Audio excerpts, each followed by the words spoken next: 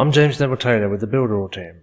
In this video we're going to go over your webinar statistics. And this is very important because many people neglect the fact that they're spending so much on a customer and they're not going to get as much back. Some people neglect the fact of how much it costs to acquire a customer and how much profit they can expect in return. So it's very important to be able to track your statistics, and Builderall allows you to do just that.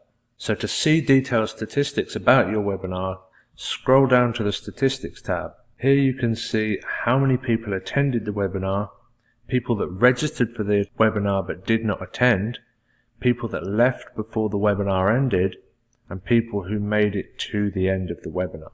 And this is very important statistics because you can see if a large percentage of people leave before the webinar ends, then you probably need to do something to change the content of your webinar so people stick around longer. And if a high percentage of people stick to the end, you know it was a good webinar, and you should probably look at what you did to make people stick to the end and how you can do that again. So below this you have your financial, and then you can say how much do you pay for your visitors and how much is the average sale value. So say on average, if you look at your statistics in Facebook or Google or wherever you're advertising your webinar, and you say, for example, it cost $5 for a visitor, and then you say the average sale value is a $997 course, for example.